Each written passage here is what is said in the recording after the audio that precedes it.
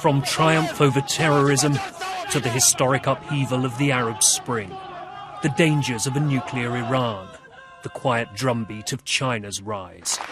On foreign affairs, his has been a tumultuous term, and Barack Obama warned America against changing commander-in-chief. Whether it's the Middle East, whether it's Afghanistan, whether it's Iraq, whether it's now Iran, you've been all over the map.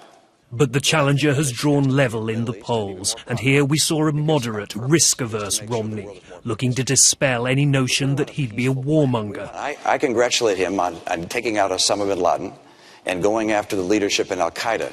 But we can't kill our way out of this mess.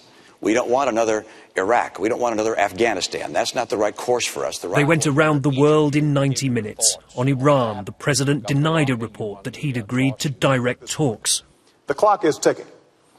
We're not going to allow Iran to perpetually engage in negotiations that lead nowhere. They have looked at this administration and felt that the administration was not as strong as it needed to be.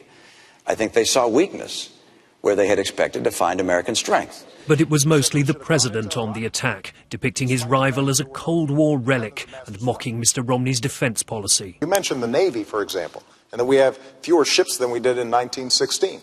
Well, Governor, we also have fewer horses and bayonets because the nature of our military has changed. We have these things called aircraft carriers where planes land on them. Wherever possible, Mitt Romney turned the conversation towards home. But in order to be able to fulfill our role in the world, America must be strong. America must lead. And for that to happen, we have to strengthen our economy here at home. It had been a curious night where the traditional line between right and left was frequently blurred. If you were an alien and you came down and just watched last night's debate, you would think that Mitt Romney was the dove and the Democrat and Barack Obama is the hawk and the Republican. And in fact, that's the calculated bet that Romney is making, that he wants to win moderates, and that's how he's doing it.